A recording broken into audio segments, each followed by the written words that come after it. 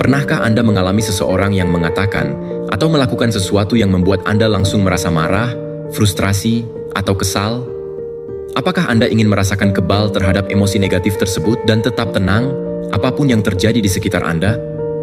Bayangkan hidup tanpa rasa marah, bahwa tidak ada seorang pun dan tidak ada apapun yang memiliki kekuatan untuk membawa Anda keluar dari pusat kondisi mental Anda. Orang yang menghina, mengkritik, dan situasi sulit tidak lagi memengaruhi Anda seperti sebelumnya.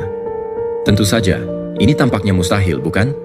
Tetapi para Stoik melakukannya, dan hari ini saya akan mengungkapkan kepada Anda bagaimana Anda juga bisa melakukannya. Dalam video ini, Anda akan menemukan sebuah prinsip Stoik yang, jika diterapkan, akan mengubah cara Anda bereaksi terhadap hidup. Anda akan belajar melihat tantangan hidup dan hal-hal dari sudut pandang yang berbeda, yang akan memungkinkan Anda membebaskan diri dari kemarahan selamanya. Yang terbaik dari semuanya adalah Anda tidak memerlukan latihan bertahun-tahun atau mundur ke gunung untuk menguasainya. Ini adalah sesuatu yang sederhana, namun kuat yang biasa dicapai oleh orang bijak Stoik untuk mencapai tujuan perdamaian. Namun, ada detail penting yang hampir tidak ada yang menyebutkannya, dan itu adalah rahasia sejati. Bertahan sampai akhir. Karena saya jamin kepada Anda bahwa setelah menonton video ini, Anda tidak akan terganggu lagi dengan cara yang sama. Tapi saya punya tantangan untuk Anda sebelum melanjutkan. Pergi ke kolom komentar dan tulis, "Saya tidak pernah akan marah pada siapapun atau apapun lagi." Tindakan sederhana namun ampuh ini adalah langkah pertama menuju transformasi absolut Anda. Sekarang, mari kita mulai. Strategi pertama, menyadari bahwa Anda tidak dapat mengendalikan orang lain. Akar dari banyak kemarahan dan frustrasi kita terletak pada ilusi keyakinan bahwa orang lain harus bertindak sesuai dengan apa yang kita inginkan dan harapkan. Kita berharap agar mereka memperlakukan kita dengan hormat, bersikap adil, dan memahami kita. Namun, kenyataannya adalah bahwa setiap orang memiliki pandangan dunia, emosi, dan keputusan mereka sendiri. Kebenarannya adalah Anda tidak memiliki kekuatan atas mereka. Stoicisme mengajarkan kita bahwa kita hanya bisa mengendalikan tindakan dan pikiran kita sendiri, tidak lebih. Jika Anda hidup menunggu orang lain berubah agar Anda bisa damai, Anda menghukum diri sendiri untuk menjalani hidup dalam kekecewaan konstan. Tetapi jika Anda mengubah pendekatan Anda dan menerima bahwa setiap orang bebas untuk bertindak sesuai keinginan mereka, dan Anda bebas untuk memutuskan bagaimana cara menanggapinya, Anda akan memulihkan kendali. Bayangkan seseorang berteriak pada Anda atau mengkritik Anda secara tidak adil. Anda bisa kehilangan kendali dan bereaksi dengan amarah. Atau Anda bisa mengingat bahwa Anda tidak bisa mengendalikan apa yang orang ini katakan atau lakukan. Namun, Anda bisa mengendalikan reaksi Anda. Daripada marah, Anda memilih untuk tetap tenang. Kedamaian Anda tidak bergantung pada siapapun selain Anda sendiri. Dengan berhenti mencoba mengendalikan orang lain, Anda membebaskan diri dan melepaskan beban kebencian dan frustrasi, membantu Anda menerima orang lain apa adanya tanpa harapan yang tidak realistis. Di atas semua itu, Anda mendapatkan ketenangan, mengetahui bahwa meskipun dunia sedang kacau, pikiran Anda tetap tenang dan tidak terganggu. Sebelum kita lanjut, saya akan sangat menghargai jika Anda mau menyukai dan membagikan video ini agar bisa menjangkau lebih banyak orang. Strategi kedua, tidak menganggap sesuatu secara pribadi.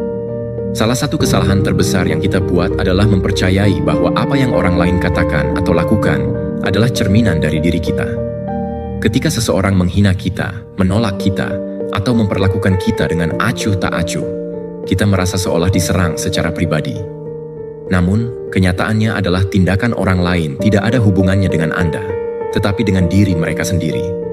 Setiap orang bertindak berdasarkan sejarah, trauma, keyakinan, dan emosi mereka sendiri.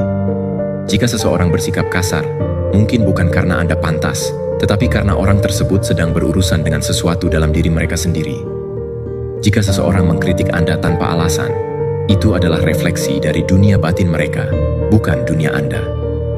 Ketika Anda memahami hal ini, Anda berhenti menganggap hal-hal sebagai serangan pribadi dan mulai melihatnya sebagai ekspresi keadaan mental dan emosional orang lain. Bayangkan seseorang berteriak pada Anda tanpa alasan. Anda bisa bereaksi dengan marah dan membalas energi yang sama, atau Anda bisa berhenti dan bertanya pada diri sendiri, apakah ini benar-benar tentang saya? Sebagian besar jawabannya adalah tidak. Reaksi mereka adalah produk dari frustrasi dan ketakutan mereka sendiri. Pertempuran internal yang tidak ada hubungannya dengan Anda. Jangan biarkan komentar negatif mencuri kedamaian Anda. Setiap komentar negatif bisa menjadi luka, tetapi ketika Anda memutuskan untuk tidak menyerap kenegatifan orang lain, Anda menjadi kebal terhadapnya.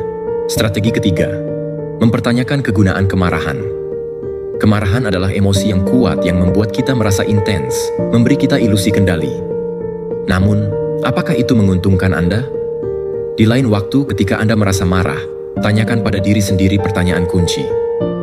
Apakah kemarahan akan mengubah sesuatu? Jika jawabannya tidak, maka Anda akan menyadari bahwa kemarahan tidak lebih dari sekadar pengeluaran energi yang tidak berguna. Pikirkan berapa kali Anda marah tentang sesuatu, dan setelah beberapa saat Anda menyadari itu tidak sepadan. Mungkin Anda berdebat dengan seseorang saat Anda marah, atau Anda mengatakan kata-kata yang kemudian Anda sesali. Pada akhirnya, tidak ada yang berubah kecuali tingkat stres Anda. Stoicisme mengajarkan kita bahwa kita tidak boleh membiarkan diri kita terbawa oleh emosi yang merusak. Ini bukan tentang menekan emosi, tetapi tentang mengevaluasi apakah emosi tersebut melayani kita atau tidak. Bayangkan seseorang menghina Anda yang bisa membuat Anda meledak dalam kemarahan, tetapi itu hanya akan membuat Anda kehilangan ketenangan. Sekarang, daripada bereaksi, ajukan pertanyaan. Apakah kemarahan saya akan memperbaiki situasi ini? Anda akan menyadari bahwa jawabannya adalah tidak. Jadi, mengapa memberi kekuasaan pada sesuatu yang tidak membawa sesuatu yang positif bagi Anda? Ini seperti api yang menghabiskan segalanya. Namun, ketika Anda belajar untuk mengalihkan energi Anda menuju solusi daripada memberi makan kemarahan Anda menjadi seseorang yang benar-benar kuat. Bukannya melelahkan diri dengan apa yang tidak bisa Anda ubah. Gunakan kekuatan Anda untuk fokus pada apa yang bisa Anda lakukan. Setiap kali Anda merasa kemarahan itu menguasai diri Anda, berhentilah dan tanyakan pada diri Anda apakah itu benar-benar layak. Jika jawabannya tidak, biarkan hal itu berlalu. Kedamaian Anda lebih berharga daripada setiap dorongan sesaat. Strategi keempat, belajar untuk berhenti sejenak sebelum bereaksi. Perbedaan antara seseorang yang membiarkan dirinya didominasi oleh emosi dan seseorang yang mengendalikannya adalah detail sederhana. Jeda sebelum bereaksi. Kemarahan adalah impulsif yang mendorong Anda untuk bertindak tanpa berpikir, atau berkata-kata yang kemudian kita sesali, membuat keputusan yang hanya membuat situasi menjadi lebih buruk. Namun, ketika Anda belajar untuk berhenti, Anda mendapatkan kekuatan untuk memutuskan bagaimana merespons. Jika ada sesuatu yang mengganggu Anda, jangan langsung bereaksi. Segera ambil napas dalam-dalam dan hitung sampai 10 jika perlu. Yang terpenting, perhatikan emosi Anda tanpa membiarkannya mengendalikan Anda. Tanyakan pada diri Anda, apakah ini benar-benar sepadan dengan waktu saya? Apa yang akan terjadi jika saya bereaksi? Tanpa memikirkan bagaimana perasaan Anda setelahnya. Sebagian besar waktu, ketika Anda memberi diri Anda jeda kecil, Anda menyadari bahwa situasinya tidak seserius yang terlihat di tengah panasnya suasana. Para Stoik menyebut ini sebagai praktik pengendalian diri. Epictetus mengatakan bahwa bukan fakta yang mengganggu kita, tetapi interpretasi kita.